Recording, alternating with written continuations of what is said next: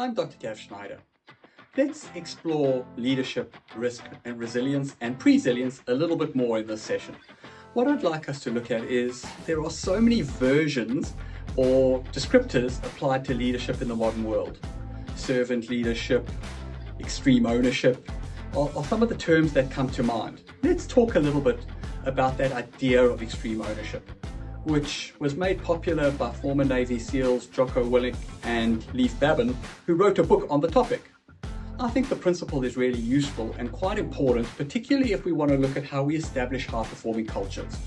If we look at the research done into psychological safety and creating workplaces, environments where people can admit mistakes without consequence and without being deemed to be failures, we see a learning process evolve and high performance becomes established.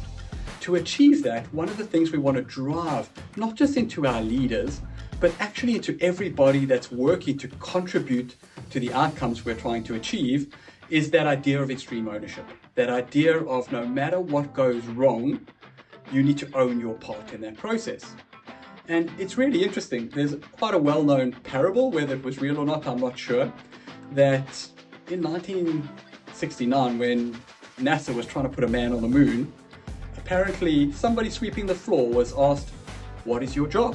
And their response was, "My job is to put a man on the moon." So that gives us a really good example of no matter what level we're at, if we can own the outcome, we can get better performance and alignment. This is incredibly important for leaders.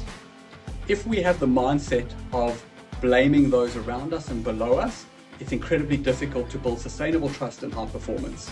Whereas if you accept the reality, and it's a harsh reality for leaders, that ultimately, if things go wrong, it's not just the person who made the mistake's fault, but equally the leader who is in control of the whole system. So one of the things that we can work on is developing an attitude of accountability, shared responsibility, and extreme ownership, which can lead to increases in decision-making, performance, and overall enable us to achieve our outputs and objectives in a more sustainable and effective manner.